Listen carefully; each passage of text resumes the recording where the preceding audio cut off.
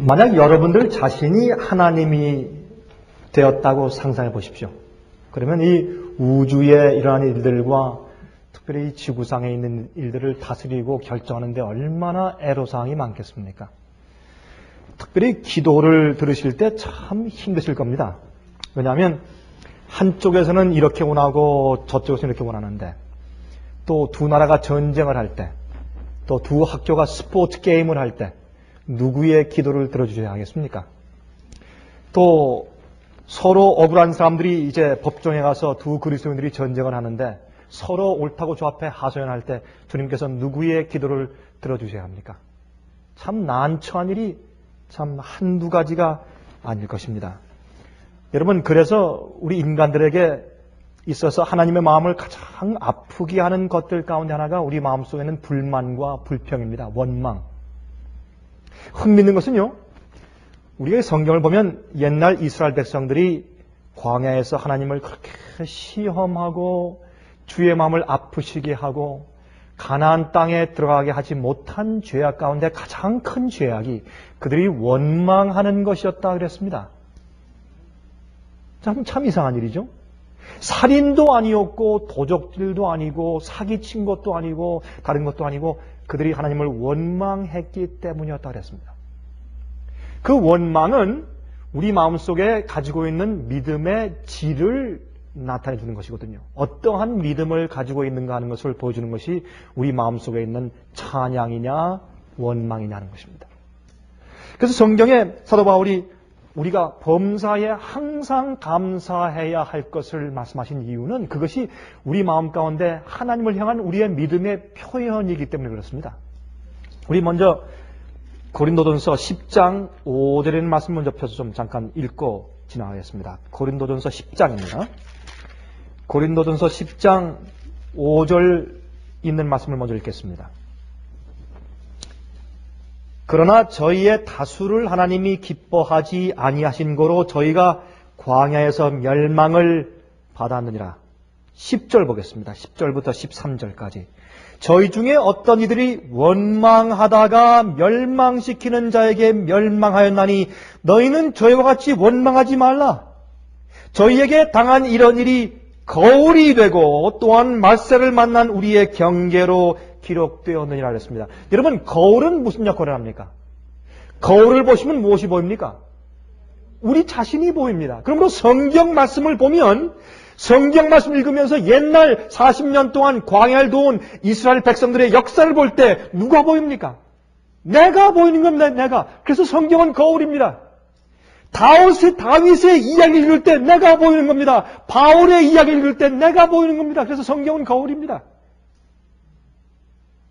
이것은 말세를 만난 우리의 경계로 기록되었다고 말씀했습니다. 여러분 아십니까? 성경에 기록한 모든 말씀들은 성경을 기록했던 그 당시보다 오히려 이 마지막 시대에 살고 있는 그리스도인들을 초점에서 더 많이 기록된 사실 아십니까?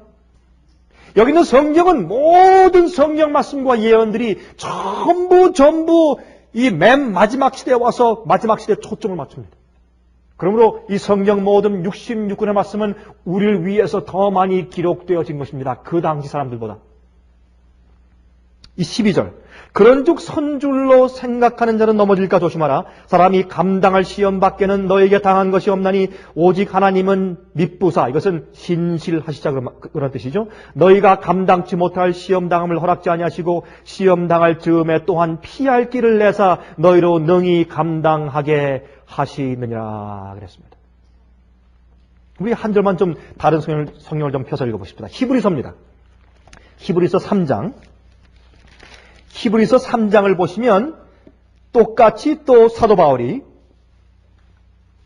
옛날 고대 이스라엘 백성들의 경험을 설명하시면서 그들이 멸망당한 이유는 그들이 믿음이 없어서 그렇다고 말씀하십니다.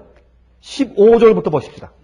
히브리서 3장 15절부터 성경에 일렀으되 오늘날 너희가 그의 음성을 듣거든 노하심을 격동할 때와 같이 너희 마음을 강팍게 하지 말라 하였으니 듣고 경록해 하던 자가 누구뇨? 모세를 쫓아 애굽에서 나온 모든 이가 아니냐? 다시 말해서 믿지 않는 불신자나 이교인들이 아니라 말이에요. 하나님의 마음을 경록해 하고 또 노하심을 격동케 하고 마음을 아프게 했던 사람들은 믿는 자들이었다고 말입니다. 16절 듣고 경록케 하던 자가 누구뇨? 모세를 쫓아 애굽에서 나온 모든 이가 아니냐? 또 하나님이 40년 동안에 누구에게 노하셨느냐?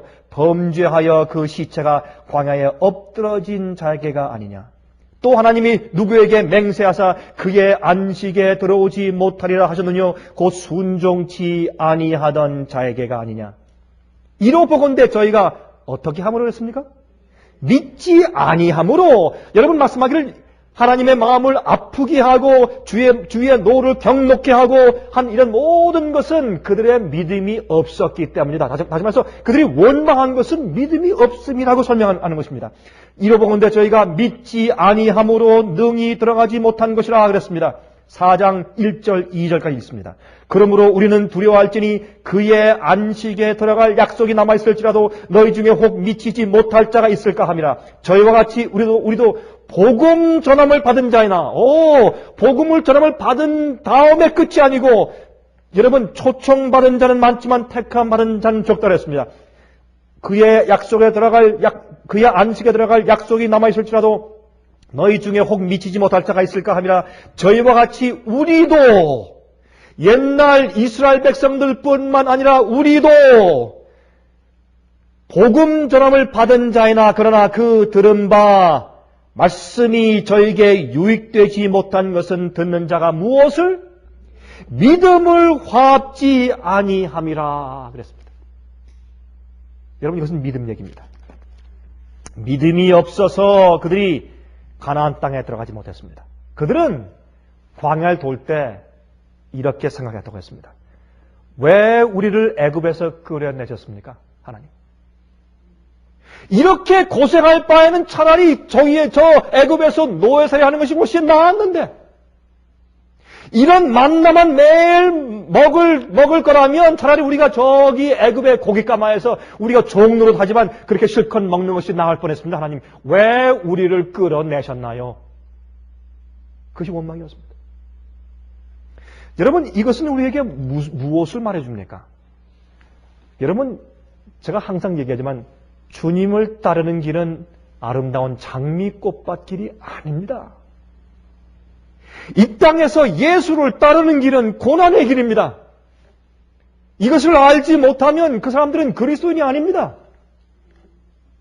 여러분, 이 세상에서 오늘날 많은 교회들이 예수 믿을 때 복이 온다는 기복 신앙을 가르침으로 교회가 타락하고 부패한 것입니다. 하나님께 대한 원래 기본적인 믿음이 없어졌어요. 그래서 조금만 잘못되면 그냥 원망하느라고 정신이 없습니다. 원망은 오늘날 교회의 가장 큰 문제입니다. 원망은 믿음이 없는 것을 말합니다. 여러분, 이스라엘 백성들은 이렇게 고생스러울 줄 알았다면 차라리 나오지 않았을 텐데 그렇게 원망했습니다. 여러분, 하나님을 신뢰하는 전적인 믿음과 순종을 배우기 전까지 그들을 하나님께서 가나안 땅에 들일 수가 없었습니다. 왜? 그렇게 믿음이 없는 자들을 가나안 땅에 들이시면 가나안 땅이 똑같이 애굽될 것이기 때문에 그렇습니다. 이게 문제예요. 그들이 가나안 땅에서 나왔습니다. 몸은 나왔는데 마음은 여전히 애굽에 있습니다. 그것을 우리가 말하기를 자유하게 되었지만 자유하지 못한 자들이라고 말합니다.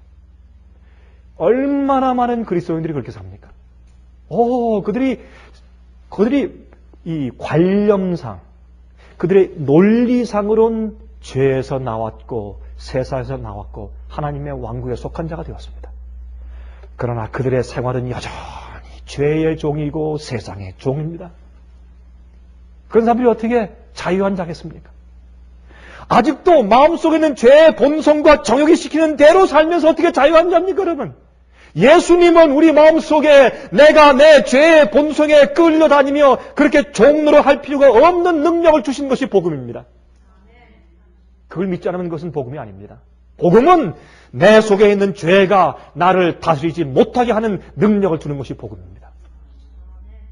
그것을 체험한 자가 참 그리스도입니다. 여러분, 그런데 많은 사람들이 묻습니다. 그런데 아니 목사님, 이스라엘 백성들이 그래도 40년 동안 돌다가 세 번째, 그들이 첫 번째 가데스 바네에 왔다가 뒤로 물러가고, 두 번째 왔다가 물러가고, 세 번째 가데스 바네에 왔을 때 드디어 하나님께서 그들을 요단강을 건너서 가나안 땅에 들어가게 했지 않습니까? 그러면 그들이 처음에 왔다가 되돌아갔을 때나 나중에 40년 이후에 세 번째 왔을 때나 그들의 형편이 별 차이가 없었는데 그들이 들어갔지 않습니까? 그렇게 묻는 사람들이 있어요. 그 말이 맞습니다. 그들이 첫 번째 가나안 땅 변경에 왔을 때 그들이 너무 원망함을 주님께서 할 수 없이 그들을 되돌려 보내셨을 때 두 번째, 세 번째 왔을 때도 그들의 형편이 그렇게 나아진 것이 아니었습니다. 그러나 하나님께서 그들을 들여보내신 것은 그것이 물론 상징적인 가나안이니 진짜 하늘 가나안이 아니었기 때문에 그렇고, 또 중요한 것은 그때 그들이 세 번째 왔을 때 40년 이후에는 가나안 땅에 있는 가나안 족속들의 죄악의 잔이 다 찼습니다. 그들이 어린아이들을 죽여서 제사를 드리지 않나, 불 속에 던지지 않나. 여러분, 지금도 예루살렘 거기 가서 근방에 있는 땅을 파서 보면 고고학자들의 그 보고에 의하면 어떤 이교인들의 번제 드리는 그 단을 파보면 그 밑에 어린 애기들의 그 해골이 20만 개, 30만 개씩 나온다고요. 상상이 안 가요.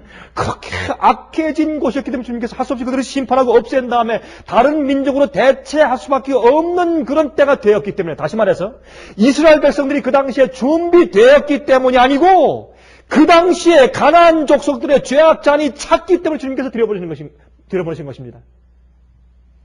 여러분 기억하십시오. 하나님께서 이 세상의 교회가 다 구원받길 원하십니다. 주님의 예수의 이름을 부르는 모든 자들을 전부 구원하시려고 원하시지만 그렇게 하실 수 없는 것은 옛날도 믿는 자들만, 적은 숫자의 그 백성들만 주님께서 사실은 가나안에 들어갔습니다. 처음에 출애굽한 사람 가운데 대부분이 다 죽었습니다. 사실은 갈렙과 여호수아만 들어갔죠. 그렇죠? 다 죽고 2세대가 들어갔습니다. 마찬가지입니다. 마지막 시대에도 예수님의 이름을 부르는 자들이 다 구원받는 것이 아니라 그 안에 하늘 가나안에 들어갈 만한 성품이 준비된 자들만 들어가는 것입니다. 여러분, 광야에 항상 불뱀들이 많이 있었어요. 여러분, 불뱀에 물린 경험 여러분 아시죠? 갑자기 불뱀 물렸어요. 근데 불뱀은 항상, 그 광야에 항상 있었어요. 근데 왜 그때만 물렸습니까? 하나님의 보호를 거두시니까 물린 거예요. 갑자기 불뱀이 생긴 게 아닙니다, 여러분.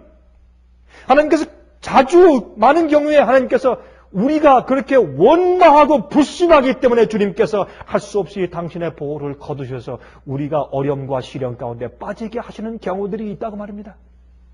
지금도 그렇습니다. 이렇게 좀 예를 들어 보십시다. 어떤 사람이 교회 오지 않고, 예배드리러 교회 오지 않고 저기 눈이 온다고 좋아서 스키를 타러 갔습니다. 스키를 타러 갔다가 스키를 열심히 타다가 다리가 넘어져서 다리가 부러졌어요. 그러면 사람들이 뭐라고 합니까? 아이고, 내가 오늘 교회 안 가서 내가 저주를 받았다. 그렇게 말을 하죠. 아이고, 내가 교회 안 가서 하나님의 심판을 받았다. 아닙니다. 그건 잘못된 생각이에요. 그 사람은 하나님께서 말씀하신 명령들을 안 하고 스키를 타러 갔기 때문에 하나님의 보호의 영역에서 자기 스스로 빠져나간 것이에요. 여러분 이해하세요? 하나님의 주님의 뜻과 명령대로 사는 것은 주님의 보호의 울타리 속에 나를 두는 것입니다.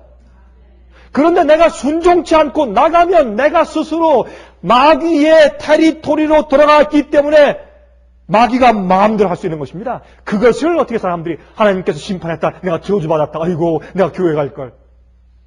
마귀는 우리를 고생시키길 좋아해요. 우리에게 불행을 주어서 어떻게 합니까? 우리가 하나님을 원망케 하고 하나님을 오해하게끔 만드는 것이 마귀의 계략이에요. 여러분이 인슈런스를 들을 때 기가 막힌 이 클로즈가 하나 있어요. 이 지금 기가 막힌 얘기예요. 미국 같은 기독교가 중심인 나라에서 아직도 그런 클로즈가 있어요. 인슈런스 들으실 때. 그게 무슨 클로즈예요? 무슨 클로즈입니까? 예? Caused by God. 하나님에 의해서 일어난 그런 일들은 변상을 안 해줘요. 예를 들어서 천재지변, 홍수, 지진 뭐 이런 것들.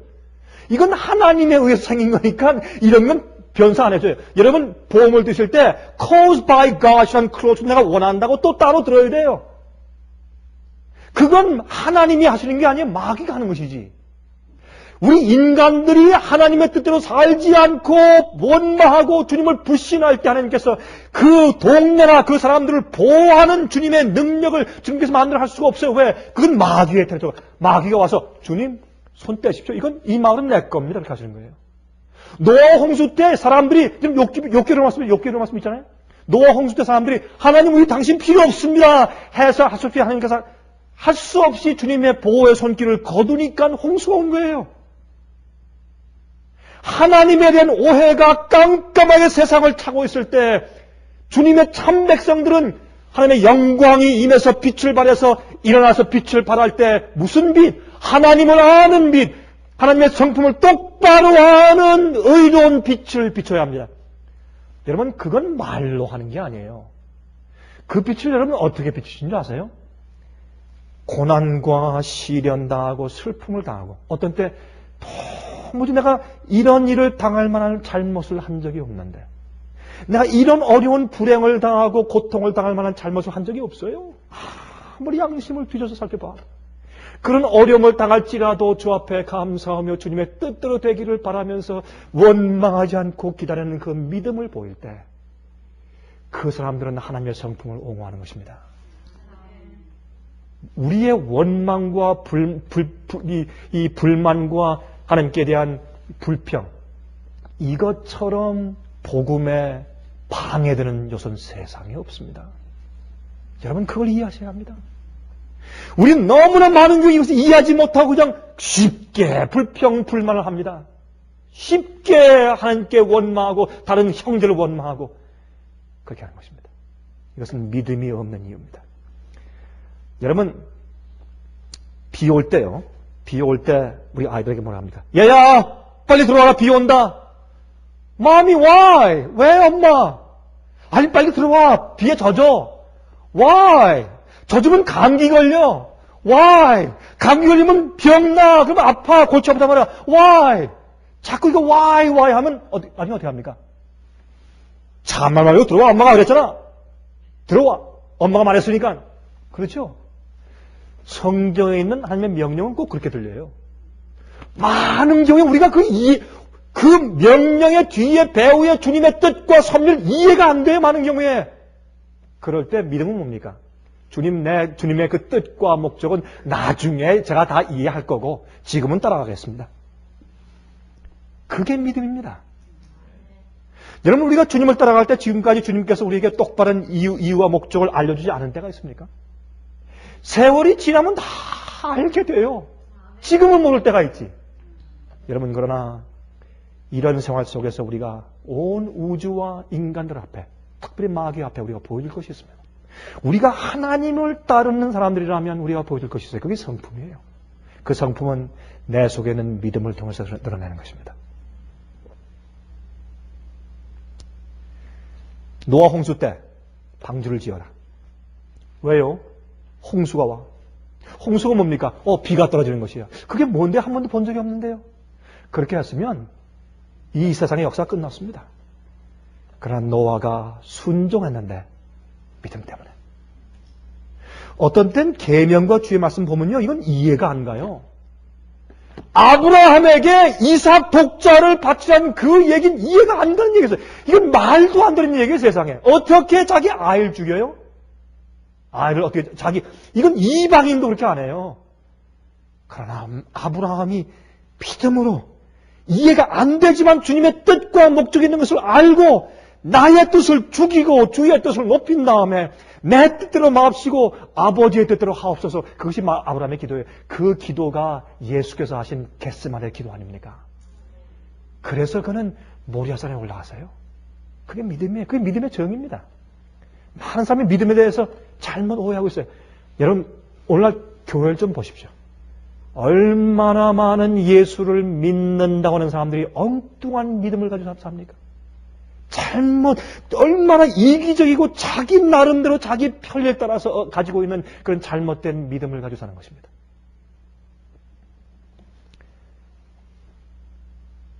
짐승들이 쌍쌍이 방주에 들어갈 때 과학자들이 그 당시 어떻게 했을까요? 저것은 아마 짐승들의 이 센서리, 이 센스에 이상한 어떤 문제가 생겨가지고 지금 자꾸 다 컨퓨즈한 겁니다. 컨퓨즈해서 자꾸 들어오는 것이지 이상한 일이 아닙니다. 저건 돌연변이 현상입니다. 그렇게 별 과학적으로 설명하려고 했었을 것입니다. 그들은 영적으로 하나님의 명령 때문에 생긴 천사들이 가서 하나하나 동물을 골라서 쌍쌍이 방주로 들여오고 있는 놀라운 섭리를 그들이 볼 수 없었습니다. 여러분, 이 세상이 지금 혼란합니다.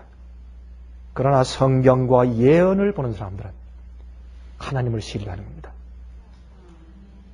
여러분, 성경 가운데 말이죠. 간음하지 말라. 왜요? 그럼 병난다. 아니면 가정이 파괴된다. 왜요? 자꾸 왜요? 해보십시오. 순종할 수가 없습니다. 순종할 수 없습니다. 탐내지 말라. 왜요? 여러분, 주님의 명령은 왜요가 없습니다. 그래서 많은 사람들은 성경 말씀에 있는 것을 왜요라고 말하기 어려우니까 나중에 어떻게 이 말씀 가운데 어떤 것을 믿을 수 있고 어떤 것을 믿을 수 없다. 여러분, 성경을 만약 전체로 주의 영감된 말씀으로 믿지 않으려면, 여러분 그게 사실이면 여러분 예수님을 구세주로 믿는 것도 가짜입니다. 여러분들이 성경 전체가 이걸 어떻게 다 하나님의 말씀을 믿는가라고 생각하시면 여러분 예수를 어떻게 믿으세요? 예수님께서 하나님의 아들이시다. 동정녀 마리아에서 탄생하셨다. 그분이 메시아다. 어떻게 믿으세요? How? 그리고 성경 이 말씀 하나님께서 우리 인간을 구원할 수 있는 유일한 진리는 이 책밖에 없기 때문에 여러분 믿으세요? 이게 믿을 수 없는 거면 하나님께서 우리를 구속하실 근거도 없고 방법도 없고 아무것도 없어요. 이건 큰일이에요. 이건 세상에 이런 재난이 없어요. 그러므로 하나님께서 세상을 창조하시고 미묘한 미생물을 창조하시고 큰 우주의 별도 창조하신 그 하나님께서 우리를 구원할 진리가 담긴 이 성경 하나를 주의 깊게 주님께서 보존하시고 번역하시고 이렇게 우리가 주실 능력이 없단 말입니까? 그거 안 믿으려면 하나님을 차라리 믿지 말아버리지. 뭐 때문에 하나님을 믿어요? 전 성경과 예수님을 안 믿으려면 전 하나님 안 믿어요. 뭐 때문에 내 마음대로 살다가 죽어버리지. 여러분이시여, 그러므로 성경 말씀을 기록하시고 보존하시니 모든 것은 하나님의 창조의 신비요. 이게 성령의 역사인 것입니다. 마귀는 그러므로 우리 속에 들어와서 의심하게 하고 불만하게 하고 불평하게 하고 그것을 발판으로 삼아서 우리 속에 역사하는 것입니다. 여러분 마음 가운데 전 그런 경험을 많이 했어요. 마음 가운데 어떤 일이 생겼을 때 마음속에 주님아 이해가 안 됩니다. 하지만 그러나 주여 전 주님을 신뢰합니다. 주여 내 영혼을 주님께 맡깁니다. 주여. 그렇게 조용히 기도할 때는 성령이 충만하고 생의 은혜가 있어요. 제 마음 가운데 이럴 수가 있는가? 금방 마음에 불만이 생기고 불평이 생기고 기도하고 싶지 않고 참 찬송이 없어지고 그러면 금방 마음 가운데 사정 금방 시험이 오고 금방 쓰러져요. 틀림없어요. 여러분 우리의 불평은 하나지만 주님께서 들으시는 불평은 수십억 개예요. 안 그렇습니까? 사람들이 여러분들 그렇지만 저도 인생을 이제 좀 살았지 않습니까? 그렇죠? 이건 살아보니까 사람들 가운데 별 사람들이 다 있어요. 별 사람들이. 환경이 다 다르고 교육 정도가 다르고 가정교육이 다르고 다 달라서 배경이 다르기 때문에 별 사람들이 다 있어요. 근데 자기는 다 옳다 그래 또. 이게 문제예요. 맹추가 있고 얌체가 있고 똑똑한 사람이 있고 바보가 있어요. 근데 다 자기는 옳대요. 그러니까 싸움이 생기죠. 별의별 사람들이 다 있어요. 그러니 주 앞에 자기 나름대로 별의별 불평과 불만을 다 하죠. 아유 저는요 하나님 못할 것 같아요. 할 수 있다고 할지라도 할 수도 없지만은 절대 못할 것 같아요. 그거 어려워서 그거 어떻게 하겠어요? 여러분 그때 예수님께서 이 땅에 오셨습니다. 오신 다음에 우리에게 믿음을 보여주셨는데 어떻게 보여주신지 아세요? 예수님께서 오셔서 우리에게 믿음을 보여주시는 첫 장면이 광야에서 40일 금식 기도하시고 마귀에게 3번 시험 받으시는 장면이었습니다. 저는 제 마음 가운데 시험이 올 때 아니면 시련이 생길 때 저는 항상 사복음으로 돌아가서 예수님께서 40일 동안 광야에서 어떻게 시험 당하셨는지를 저는 항상 읽고 다시 명상을 합니다. 그러면 제 영혼에 진리가 똑바로 다시 서고 다시 제 마음 가운데 성령의 은혜가 있고 다시 제 마음 가운데 용기가 생기고 믿음이 생기는 것입니다. 예수님만이 저의 모범이시기 때문에 어떤 훌륭한 인간도 아니고 예수님만 우리의 참 모범 되시기 때문에 여러분 예수님께서 40일 동안 이 유대 광야에서 시험 당하신 것은 무엇을 상징합니까? 40년 동안 이스라엘 백성들이 광야를 돌면서 시련 당한 것을 상징합니다. 그들이 40년 동안 그렇게 원망하며 그들이 실패한 그곳에서 주님께서는 그 유대 광야에서 주님께서 같은 광야 아니지만 광야 생활에서 주님께서 40일 동안 고통당하시면서 승리할 수 있는 믿음을 보이신 겁니다. 또 예수님께서 당하신 첫 번째 시험이 식욕에 먹는 것의 시험이었어요. 우리의 시조 아담과 해와가 제일 먼저 에덴 동산에서 당한 시험이 제일 먼저 마귀에게 받은 시험이 먹는 것 시험이거든요. 예수께서 먹는 시험을 견디심으로 참된 믿음이 무엇인지를 보여주셔서 우리 시조의 첫 번째 범죄와 이스라엘 백성들의 40년 동안의 광야 생활의 실패가 그럴 필요가 없었다는 것을 우리에게 보여주신 것입니다. 그래서 마지막 시대에 참 하나님의 믿음, 예수의 믿음을 가진 백성들은 성도의 인내가 여긴나니 저희는 하나님의 계명과 예수 믿음을 지키는 백성, 그 백성들은 어떤 사람들이냐면 바로 예수님의 광야 40일 금식기도 이후에 3가지 시험을 견딘 그런 예수의 믿음을 가진 사람들입니다. 그게 예수의 믿음이에요, 여러분. 예수를 믿는 믿음뿐만 아니고 예수의 믿음, 예수께서 이 땅에 사실 때 가졌던 그 믿음을 가진 백성들이에요. 그게 믿음의 정의예요, 여러분. 여러분 보십시다. 40일 동안 예수님께서 금식하신 다음에 기진맥진했어요. 그런데요, 저희가 다니면서 보니까 어떤 사람은 그래요. 목사님, 제가 자주 금식하는데 어떤 데 제가 40일 금식한 적이 있어요. 40일 동안. 그걸 자랑하는 사람들이 있어요. 특별히 교회에서 전도사, 권사 되시는 분들이 가끔 와서 저한테 자랑하는 걸 제가 들었어요. 집회하면 와가지고 목사님 제가 금식해봤는데 제가 40일 금식했습니다. 무슨 금메달 받은 것처럼 큰 공로 세운 것처럼 40일. 여러분 제가 부탁합니다. 제가 목사로서 여러분 제발 40일 금식하지 마시기 바랍니다. 여러분 죽을 때까지 예수께서 오실 때까지 제발 40일 금식하지 마시기 바랍니다. 예수님께서 40일 금식하시는 이유가 있어요. 인간이 금식하고 견딜 수 있는 마지막까지의 한계가 40일이에요. 그 이후엔 죽습니다. 탈수증을 해서 죽어요. 견딜 수가 없어요. 그렇게까지 끝까지 가서 그런 극한 상황에서 시험에 이기는 더 이상 인간이 핑계할 수 없는 지경까지 가서 다 이기는 것을 보이시기 위해서 40일 금식하신 것이지 우리에게 40일 금식하라는 것을 모본으로 보여주는 것은 아닙니다. 여러분 40일 금식하지 마십시오. 자기의 몸에 큰 해를 끼치면서 남에게 금식을 보이기 위해서 열심히 오래 금식하는 것은 우상숭배예요. 그건 잘못된 것이에요. 금식은 내가 필요할 때 주님과 함께 하는 것이에요. 예수께서 말씀하시길 금식한 자는 어떻게 알아요? 금식한 자는 깨끗이 머리 빗고 얼굴에 화장을 좀 하라 그랬어요. 성경 말씀을 그걸 좀 은유적으로 말씀드리면 왜 남에게 금식하는 체하지 말라 그랬어요. 왜 금식하는 체예요? 난 금식합니다 지금. 나는 겸손하거나 의롭고 영적입니다. 그 우스운 얘기입니다. 금식할 때 남이 모르게 하십시오. 여러분 열흘 20일 동안 금식할 수 있습니다. 그러나 금식할 때 하나님과 씨름하십시오. 금식은 남에게 보이는 덕이 아닙니다. 그러나 주님께서 금식하신 것은 이건 우리 인류를 위한 놀라운 경우입니다. 이 금식했을 때 40일 지나니까 예수님께서 기진맥진했습니다. 먹지 못하고 마시지 못하고 완전히 패스아웃, 완전히 돌아가실 지경이 되었습니다. 그렇게 기진맥진했는데 하나님의 음성도 안 들리고 천사도 없고 도움도 없고 누가 지나가면서 물 주는 사람도 없고 떡 하나 주는 사람도 없고 완전히 버림받았습니다. 지금 그게 예수님의 형편이었습니다. 그때 마귀가 왔습니다. 마귀가 올 때 어떻게 왔습니까?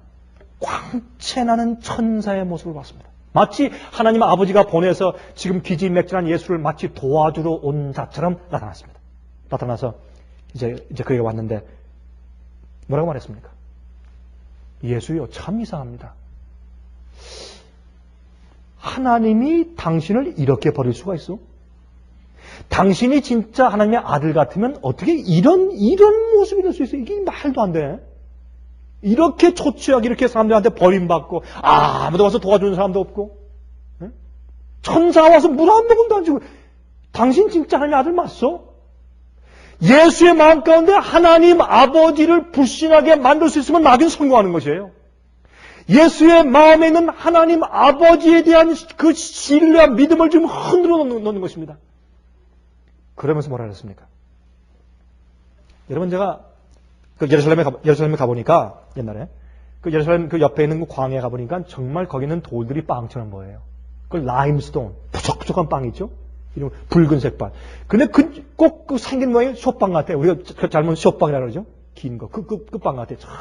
정말 빵처럼 생겼어요. 그러니까 뭐랬습니까? 만약 당신이 하나님의 아들이고 정말 당신이 그 능력 있는 정말 여호와 하나님이라면 그럼 당신이 저 돌을 만들어서 한다면 한번 먹어보시오. 그러면 되지 않았어? 아니 어떻게 당신이 정말 메시아 맞소? 그렇게 한 겁니다. 근데 참 이상해요. 이때요. 왜 예수님께서 그것을 떡으로 만들어 잡수지 않았습니까? 그게 죄입니까? 아닙니다. 아니 하나님이 배고프셔서 떡을 여러분 어차피 모든 것이 다 흙 아니에요? 예? 음식이 다 흙에서 나온 거 아니에요? 빵도 흙에서 나온 거 아니에요? 밥도 흙에서 나온 거 아니에요? 그러니 흙을 주님께서 잠깐 변해가지고 떡을 만들어 잡수시는 거, 그 무슨 죄예요? 잘못 아니에요? 그것도 아주 합리적인 것입니다. 여러분, 사람들이 그래요. 그 옛날에 예수께서 물 위에 걸으셨다. 그게 어떻게 가능한가? 또 베드로가 물 위에 걸었다. 왜 가능한가? 지금도 가능해요. 여러분, 곤충 가운데서 오줌 싸개는 지금도 물 위에 항상 걷습니다. 그 조그만 미물도. 그거 어려운 거 아니에요? 그렇죠? 또 예수님께서 물로 포도즙을 만드셨다. 그거 뭐 하나의 전설이겠죠. 어떻게 그럴 수가 있는가? 지금 계속 하시잖아요. 그 기적을. 여러분 포도원 가보세요. 포도원에 지금 뭐합니까? 포도 줄기가 땅에서 물 계속 빨아들여가지고 그 물을 올려가지고 그걸 뭘 만들고 있어요 지금? 포도즙 만들고 있죠. 시간이 조금 더 걸리는 것뿐이지. 주님께서 그때 가나의 혼인잔치에서는 그 시간이 한 몇 달 걸리는 것 갖다가 한 1조 동안에 잠깐 하신 것뿐이에요. 그거 뭐 어려운 거 아니에요 하나님께. 그러니까 하나님께서 그 돌덩이를 떡을 만들어 잡수셨다. 그게 무슨 문제가 돼요? 그런데 성경은 그렇게 안 했다고 했어요. 왜? 그렇게 하는 것은 마귀에 의심케 하는 그 말에 동조하는 것이요. 그래서 안 했어요, 예수님께서. 또 두 번째, 내가 여기서 굶어 죽어도 내 아버지께서 내게 빵과 먹을 것과 마실 것을 갖다 주어서 나를 살게 하시는 일을 베푸시기 전까지, 다시 말해서 내 아버지께서 내게 뭘 하라고 명령하실 전까지 나는 아무것도 안 한다 그 말입니다. 이게 믿음이에요. 여러분 제가 말 잘못했습니까? 이게 믿음입니다. 오늘날 교회의 통속적인 믿음과 대조해 보십시오. 얼마나 다른가. 잘못된 믿음이에요. 엉터리 믿음이에요. 하늘에 구원받을 믿음이 아닙니다. 여러분 우리가 주님의 뜻대로, 여러분 성경에 보면 성령에 이끌려서 광야로 가셨다고 했어요. 광야로 가서 40일 동안 금식하는 것은 성령께서 예수를 인도하신 것이에요. 기록해서 우리 온 우주와 인류에게 천사에게 보이시기 위해서. 이 중요한 시점에 예수님은 아버지께서 내게 먹으라 할 때까지 난 안 먹는단 말입니다. 그것이 믿음이에요. 옛날 그 예수님을 시험했던 똑같은 마귀가 얼마나 교회에 들어와서 난장판을 만들었는지 몰라요. 기적을 행한 초자연적인 기적은요, 인간 마음의 깊은 인상은 남길 수 있지만 그 사람의 마음을 변화시킬 수는 없습니다. 멋지게 여러 가지의 방언은 수술할 수 있지만은 그러나 그 능력이 그의 마음을 변화시킬 수가 없습니다. 한 번은 한 집사님들이 왔습니다. 저한테 이렇게 얘기했습니다. 집회 가니까, 목사님, 이 문제를 어떻게 해결하면 좋겠습니까? 우리 교회 방언을 잘 자라는 두 여자 집사가 있습니다. 우리 교회. 방언을 유창하게 잘합니다. 근데 그 두 사람이 교회에서 가장 말썽입니다. 이걸 어떻게 이해해야 되겠습니까? 여러분이시여, 성경은 말하기를 기적은 인간 마음속에 깊은 인상을 남길 수 있지만 변화를 시키지 못합니다. 그것은 가짜 방언입니다. 하나님께로 오는 방언이 아닙니다. 여러분, 마귀가 두 번째 예수를 끌고서 성전 꼭대기에 올라갔습니다. 거기서 뛰어내려라 했습니다. 그것은 무슨 시험입니까? 그 당시에 유대인들 가운데 그들의 그 통속적으로 믿는 믿음이 있었습니다. 메시아는 갑자기 예루살렘 성전 꼭대기에 딱 나타나서 내가 메시아다 하고 탁 뛰어내릴 것이라고, 그렇게 임할 것이라고 믿었어요. 그러니까 네가 예수에 어렵게 하지 말고 좀 꼭대기에 올라가서 기적적으로 탁 뛰어내려서 사뿐 점프에서 탁 내린 다음에 내가 메시아다 하면 다 믿을 텐데 왜 이렇게 어려운 길을 가시오? 그렇게 했을 때 예수님은 마귀를 가라사대, 하나님을 시험하지 말라 하고 마귀를 쫓았습니다. 왜요? 하나님은 시험할 필요가 없습니다. 나를 보호하시나 안 하시나 시험할 필요가 없어요. 시험하는 그 자체가 우리 마음속에는 불신을 나타내는 것이기 때문에. 맞습니까? 여러분, 이런 실수 우리가 얼마나 많이 하는지 몰라요. 예수님은 침례시에 침례 받으실 때 하나님 아버지께서 하늘 위에 음성이 있었죠. 이는 내 사랑하는 아들이요 내 기뻐하는 자라. 또 성령께서 비둘기로 내려오셨고 침례 받을 때 충분한 증거를 받았어요. 그 이후에 의심할 필요가 없어요. 당신의 생애를 아버지께서 받으신 충분한 증거가 이미 침례시에 받았어요. 그 믿음을 가지고 40일 이후에 그 마귀의 세 가지 시험을 예수께서 견디셨습니다. 어떤 집사님이요, 목사님 사무실에 뛰어들어왔습니다. 이렇게 말했습니다. 목사님, 전 이제부터 하나님 더 이상 믿을 수가 없습니다. 안 믿겠습니다. 전 더 이상 이제 교회 못 나옵니다. 신앙 집어치우겠습니다. 그때 목사님 물었습니다. 아니, 집사님 왜 그러십니까? 갑자기. 제 아내가 죽었습니다. 금방. 제 아내가 지난 2년 동안 암으로 고생했는데 저는 내가 간절히 기도할 때 주님께서 내 기도를 응답하실 것을 내가 믿었습니다. 살 줄로 믿었는데 죽었습니다. 난 더 이상 이제 하나님 필요 없습니다. 안 믿습니다. 그 믿음은 잘못된 믿음이죠. 하나님을 믿는 것이 아니라 자기의 감정을 믿는 것입니다. 그건 잘못된 믿음입니다. 얼마나 많은 사람이 그래서 낙심하는지 모릅니다. 왜 성경은 고난의 예수를 보여주고 있습니까? 바울이 자기 눈에 이 안질 때문에 너무 아프고 너무 쑤시고 사람들 앞에 서서 말하려고 하면 자꾸 꿈쩍꿈쩍하고 눈물이 나고 눈곱이 끼고 너무 견딜 수 없어. 주님, 이것만 좀 없애주시죠. 기도할 때 주님께서 내 은혜가 내가 족하다. 그 뒤로 응답 안 했어요. 죽을 때까지 안질로 아파하면서 죽었어요, 바울이. 왜요? 그에 주신 계시와 능력이 너무 크므로 그것을 주셔야 그가 교만치 않게 될 것이기 때문에 그를 겸손케 낮추기 위해서 가시를 옆구리에 박았어요. 주님의 은혜요, 그것이. 이 땅에 우리가 경험하는 죄와 죄의 결과의 고통들과 시련들은 주님께서 우리를 항상 무릎 꿇게 하시는 주님의 은혜인 것을 기억하시기 바랍니다.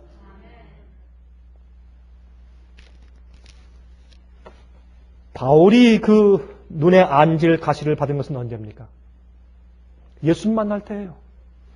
다메섹으로 가는 길에 광채를 본 다음에 눈이 아파서 그때 안질 걸린 거예요. 하나님 때문에 어떤 의미에서. 주님께서 그를 그렇게 하신 이유가 있습니다. 그를 살리시기 위해서. 영적으로. 저는 그래서 제 생에 이르러오는 여러 가지 시련들을 저는 이런 말씀들을 제 마음 가운데 정리하면서 큰 위로를 받는 것입니다. 여러분 생애 가운데 시련들이 없습니까? 여러분 생애 가운데 어려움이 없습니까?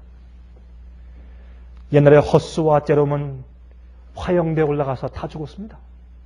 그 당시에 안 죽겠다고 하는 것은 그건 배신이고 불신이었습니다. 죽는 것이 믿음이었습니다.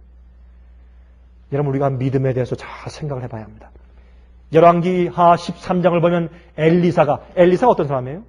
엘리사는 죽은 자를 부활했고 병자를 고친 놀라운 구약시대 선지자였어요. 근데 여러분 성경을 보면 엘리사가 죽을 병이 걸려 죽었다 그랬어요. 세상에 그런 게 다 있어요. 성경에요. 참 재밌어요. 하나님께서 그렇게 말씀하신 이유가 있어요. 엘리사가 죽을 병에 걸려 죽으냐고 했어요. 왜 그렇게 말씀했어요? 병자를 살리고 죽은 자를 부활시킨 엘리사가 죽을 병에 걸려 죽었다. 그렇게 말씀한 이유가 있어요. 왜? 우리에게 이 생에 오는 고난들을 이해토록 하시기 위해서.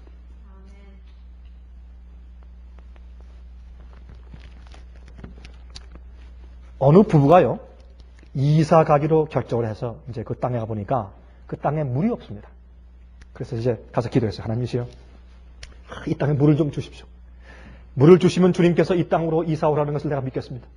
그래서 이제 사람들 불러다가 우물을 팠어요. 우물을 파니까 물이 활활 막 나왔어요.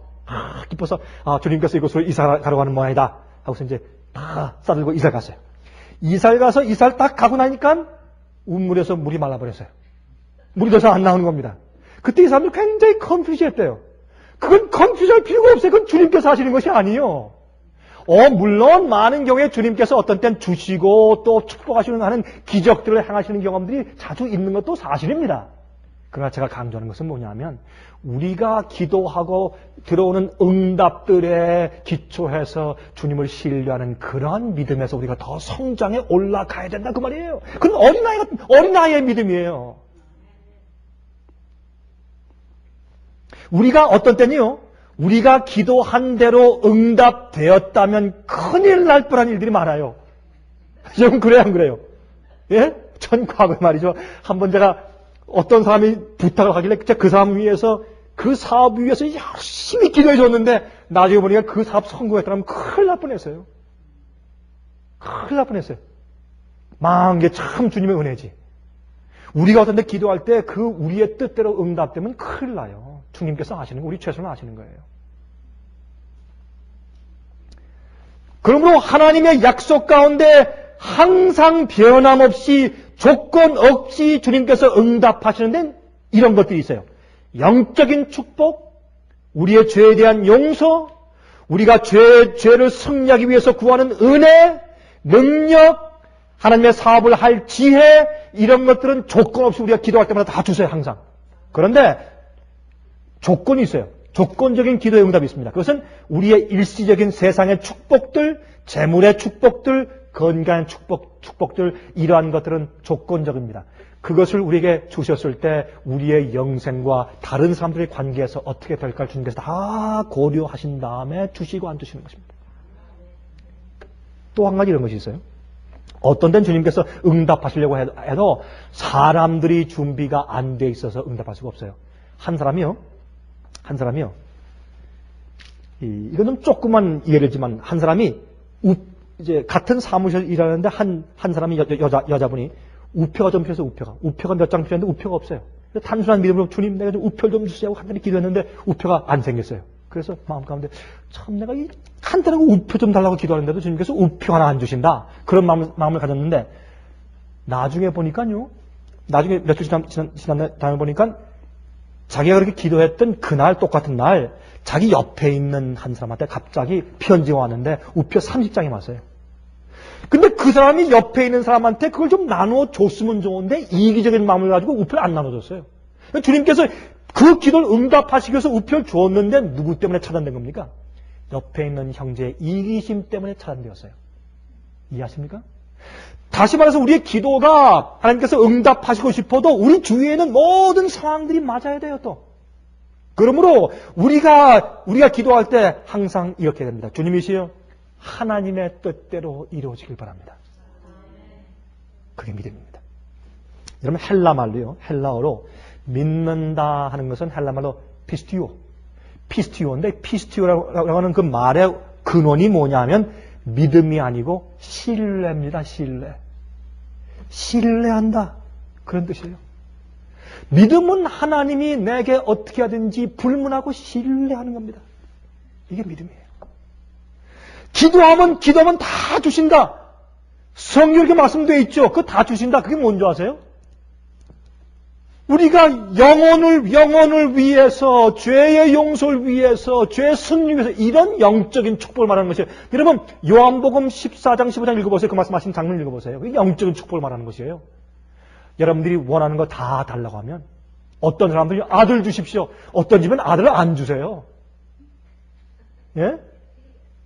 여러분, 그래서 우리의 기도와 내 뜻대로 주님께서 다 하신다. 이것은 언어도 아니에요. 우리가 하나님이 아니기 때문에. 그래서 어떤 의미에서 우리 기도가 응답되지 아니할 때 우리의 믿음이 측정되는 것입니다. 여러분, 요한복음 6장을 보시면 예수님께서 5,000명을 먹이시죠? 그렇죠? 물고기 몇 마리? 2마리, 떡 5개. 그래서 5병2여 그러죠? 그걸 기적도 다 먹이십니다. 먹이니까 사람들이 야, 이 예수를 임금 잡으면 이제 됐다. We got it made. 영어로. 이제 됐다 이제. 이분이 우리 왕 되면 전쟁 나가면 부상자 다 고칠 것이고 죽는 더선 병원 죽는 군대 다 일으킬 것이고 뭐 양식까지 할 필요 없죠. 요만한 떡 하나면 다 먹일 것이고 왕 삼자고 난리가 났어요. 예수님께서 그들 마음 가운데 있는 동기를 아시고 전부 가라고 내쫓았어요. 오늘날 대형 교회와 얼마나 대조적입니까? 그렇죠? 우리가 성경적으로 이해할 것입니다. 예수님은 그 인기 절정에서 다 가라고 내쫓고 예수님이 가만히 보니까 남아있는 것은 12 제자밖에 없습니다. 그때 예수께서 그랬지 않습니까? 너희도 가겠느냐? 너무 예수께서 외로우셔서 너희도 가려느냐? 그런데 그때 이제 제자들이 예수님께 물었습니다. 주님, 그럼 우리가 그 형편을 본 다음에 야, 이거 주님을 따르고 주님의 일한다고 하는 것은 도대체 뭘 그럼 말하는 것인가? 우리가 막 사람들을 이렇게 동요시켜서 주님을 왕 세우는 거 이거 아닌가? 이거 메시아 왕국 세우는 것이 아닌가? 근데 예수께서 사람들을 쫓는 것을 보고 그들이 의아했습니다. 이제 물었습니다. 주님, 그러면 하나님의 일을 하는 것이 무엇입니까? 무엇을 하는 것이 하나님의 일을 하는 것입니까? 그때 요한복음 6장 28절과 29절 말씀하기를 하나님께서 보내신 자를 믿는 것이 하나님의 일을 하는 것이다 그랬습니다. 하나님께서 보내신 예수, 주께서 보내신 자를 믿는 것이 하나님의 일을 하는 것이다. 그게 믿음이에요. 믿음입니다. 그런데 보세요. 신뢰. 믿음은 신뢰입니다. 근데 신뢰를 얻기 위해서는 반드시 한 가지 선제해야 될 것이 있어요. 그것이 뭐냐면 사귀는 거, 사귀는 거. 서로 사귀어서 서로를 알지 못하면 그 사람이 나를 어떻게 취급하는가 하는 것을 경험적으로 알고 그 경험을 쌓아가지 않으면 신뢰할 수가 없습니다. 맞습니까? 우리가 부모를 신뢰하는 이유가 있어요. 죽어도 신뢰할 수 있어요. 왜? 자기의 생명을 바치기까지 부모는 자식을 사랑하는 것을 우리가 아니까. 경험적으로 아니까. 그래서 우리가 사실은 믿음은 선물이라고 해서 성경 믿음은 선물이라고. 왜 선물이에요? 어린 아기는 태어난 것도 자기 마음대로 태어난 게 아니에요. 태어나서 엄마의 품속에서 이러고 있으면서 젖 빨고 그저 똥 싸고 오줌 싸면 기저귀 갈아채우는 일을 당하면서 엄마의 사랑을 배워간 거예요. 엄마를 믿어도 되겠다는 것을 자기도 모르게 경험적으로 신뢰하는 것을 배워갔기 때문에 이 어린 아이는 어머니에 대한 믿음을 선물로 받은 겁니다. 자기 것이 아니에요, 그 믿음은. 그래서 믿음은 하나님의 선물이라고 성경은 말하는 것입니다. 그런 각도에서 우리가 하나님과 매일 사귀어야 마지막 환란이 올 때 통과할 수 있는 믿음이 있는 겁니다. 제가 지난 시간에 큰 환란을 통과해야 하는 이유를 제가 설명드렸습니다. 마지막 시대 교회는 환란을 통과해서 구원받을 겁니다. 환란 때 하나님께서 마귀에게 전적으로 마음대로 해보라고 하는 그런 권한을 한번 잠깐 동안 줄 것입니다. 그때 마지막 교회는 그 환란 통과하면서 엄청난 정신적인 고뇌와 고통을 당할 것입니다. 그때 욥에게 주님께서 말씀하신 것처럼 마귀에게 말씀하신 것처럼 욥에게 하신 것처럼 이 백성들의 내 백성들의 생명은 건드리지 말아라. 그러나 내가 할 수 있는 것을 다 해보라고 고난을 줄 것입니다. 그때 마지막 백성들이 참된 믿음을 한번 보일 겁니다. 우주 앞에. 그런 백성을 주님께서 마지막에 한번 준비시킬 겁니다. 이 백성들이 지금 적은 고난들을 지금 통과하면서 하나님만 신뢰하고 생명이 떨어지고 짐승의 표를 받지 않으면 사고 팔고 하게 하지 못하는 핍박과 시련이 올지라도 절대로 움직이지 않는 신뢰, 믿음, 비추어 그걸 지금 배우며 살고 있는 것입니다. 오늘날 세상에서는 기복신앙과 축복받기 위해서 드리고 복받기 위해서 성경 읽고 복받기 위해서 이거하고 저거하고 복받기 위해서 전도하고 복받기 위해서 하늘 가기 위해서 하고 지옥 안 가기 위해서 하는 그런 이기적인 동기의 믿음을 가질 때 주님께서 말씀하기를 마지막 교회는 예수의 믿음을 가지고 있다고 성경은 강조하는 겁니다. 제가 한 가지 얘기만 하고 마치겠습니다. 한 번은 이 생물학 학자가 꽃을 연구하기 위해서 저기 히말라야산 산등성에 좀 배회하고 있었습니다. 그곳에 고원지대에서만 나는 아주 희귀한 꽃이 있었어요. 그래서 그 꽃을 좀 구하기 위해서 좀 배회하다가 그 꽃을 만났습니다. 만났는데 그 꽃을 딸 수가 없어요. 아주 절벽 저 밑에 있기 때문에 내려갈 수가 없습니다. 근데 보니까 그 옆에 저쪽에 염소를 치고 있는 한 목동이 있었습니다. 그래서 염소 치는 목동을 오라 그랬습니다. 오라고. 내가 돈을 많이 줄 테니까 내가 자네의 이 허리에 밧줄을 묶고 자네가 내려가면 내 위에서 붙잡고 있을 테니까 내려가서 그 꽃을 꺾어 가지고 오라.